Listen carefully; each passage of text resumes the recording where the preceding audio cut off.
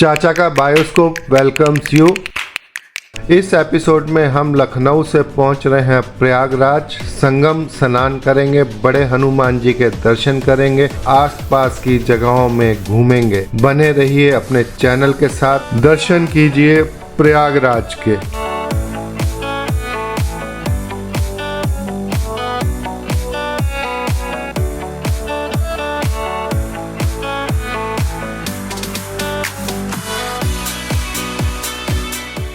लखनऊ घूमने के बाद आज हम बढ़ रहे हैं लखनऊ से प्रयागराज। 203 किलोमीटर का यह डिस्टेंस अप्रोक्सीमेट 4 आवर्स में कवर होगा। 120 रुपए का पहला टोल टैक्स। इस समय हम क्रॉस कर रहे हैं रायबरेली।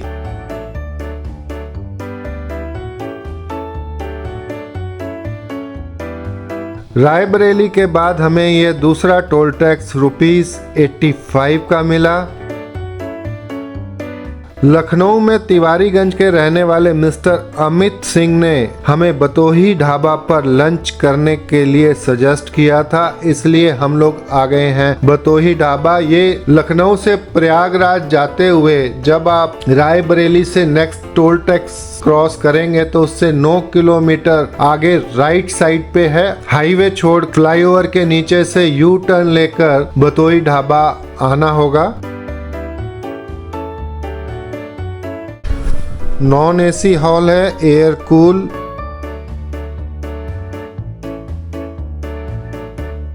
यहाँ हमने वेज थाली और डोसा, साथ में नमकीन लस्सी मंगवाई। टेस्ट अच्छा था, रिकमेंडेड। यह तीसरा toll tax ₹65। Maximum travel NH30 पर किया और कुछ पार्ट हम NH19 पर भी रहे। खूबसूरत प्रयागराज सिटी हम पहुंच चुके हैं। अभी अभी कुंभ का मेला भी खत्म हुआ है। संगम के पास हम लोग पहुंच चुके हैं। अब सबसे पहले संगम में स्नान करेंगे, फिर दर्शन करेंगे बड़े हनुमान जी के, और उसके बाद हम अक्षयवट और पतालपुरी घूमेंगे। प्रयागराज संगम के पास हम लोग आ चुके हैं। अच्छी हवा चल रही है, धूप भी तेज है पूरी चारों तरफ। देखिए पार्किंग, पानी आया हुआ है। कल बारिश भी थोड़ी सी हुई थी, उसका भी पानी हो सकता है। पार्किंग की तो जगह ही जगह है। चलते हैं संगम में। अब संगम दिखाता हूँ।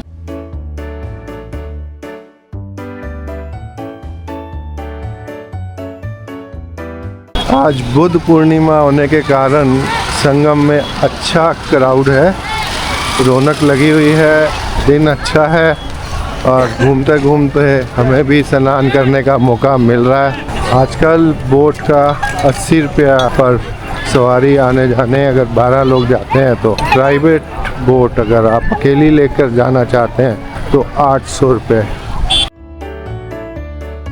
अभी हम लोग जिसमें चल रहे हैं साहब, ये यमुना जी का जल है। ये इनका जल शांत रहता है।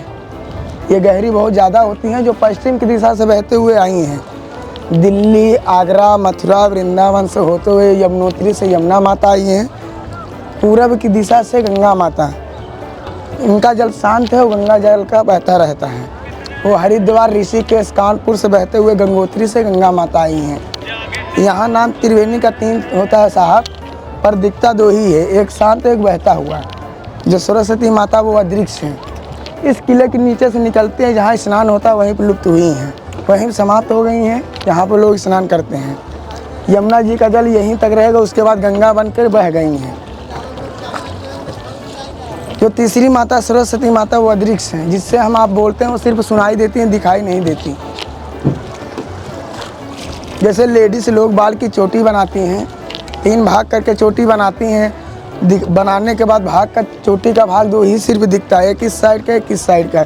तीसरी को उनको भी नहीं पता मेरा तीसरा बाल किधर गया। उसी बाल को बोला जाता है वेड़ी और इनको बोला जाता है त्रिवेणी। तो आज नदी का रंग एक जैसा दिख रहा है और बारिशों के बाद आप आएंगे अगर, और गंगा का आपको ब्राउन पानी दिखेगा, यमुना का नीला पानी दिखेगा। संगम में नहलाने के लिए भी इंतजाम किया हुआ है, सरकारी इंतजाम नहीं है जो हमारे नाविक बता रहे हैं, प्राइवेट लोगों ने इंतजाम किया है। नाव खड़ी कर रखी है और उसके आगे तख्त नीचे नदी में लगा रखे हैं। 50-100 जो आपकी इच्छा हो वहाँ आप उनको दे सकते हैं।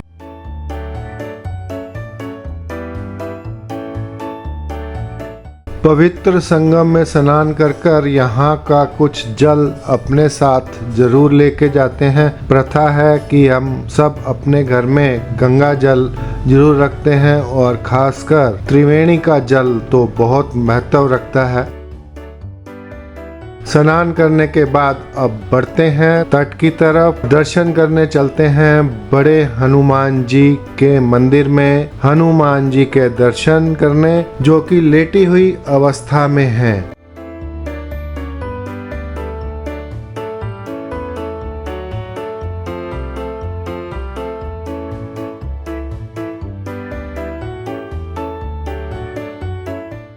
बड़े हनुमान जी के दर पर हम पहुंच चुके हैं। कहा जाता है कि लंका विजय के बाद यहाँ पर हनुमान जी ने विश्राम किया था, इसलिए वो यहाँ पर लेटी हुई मुद्रा में है। जमीन से थोड़ा सा नीचे हनुमान जी की लेटी हुई मुद्रा। और बाढ़ के समय कहा जाता है कि जब संगम की नदियों में बाढ़ आती है तो नदी इनके चरणों तक पहुँचती है और इस मंदिर में उनके चरण छूकर वापस अपने स्थान पर चली जाती है। बड़े हनुमान मंदिर के सामने ही कुछ दूरी पर चलने पर ही है अक्षयवट वृक्ष और पतालपुरी मंदिर की एंट्री। किले की दीवार के साथ साथ ही आपको आगे बढ़ना है। यहाँ घूमने का मौसम गर्मियों में नहीं है, मौसम अच्छा हो या सर्दियों का मौसम हो, इस एरिया में घूमने का मजा है। ये तो मैंने महसूस किया। 41 डिग्री गर्मी के अंदर यहाँ पर घूमना टफ हो जाता है, बहुत गर्मी पड़ती है यहाँ पर।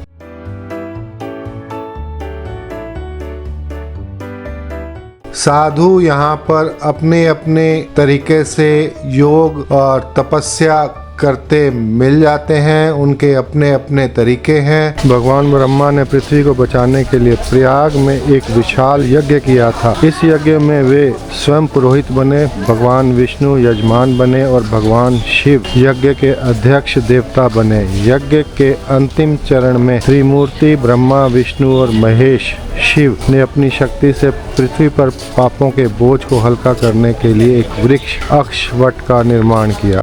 किले की तोप, रक्षा पहरेदार, यह रणनीतिक तोप की स्थिति उस युग का एक अवशेष है जब साम्राज्य वर्चस्व के लिए संघर्षरत थे। यह किले की रक्षा का एक महत्वपूर्ण स्तंभ थी। दीवारों के साथ सटीकता से स्थित यह 180 डिग्री पर अद्वितीय दृश्य प्रदान करती थी, जिससे आसपास के क्षेत्र की सूक्ष्म निगरानी संभव होती थी। इस ऊंचे स्थान से रक्षक महत्वपूर्ण व्यापार और यात्रा मार्गों पर नजर रख सकते थे। ऊंचाई पर स्थित यह स्थान त्रिवेणी संगम का अद्भुत दृश्य प्रस्तुत करता है, जो कालातीत महत्व का स्थल है। अब हम बढ़ते हैं पतालपुरी मंदिर देखने के लिए और वहां का इतिहास जानते हैं।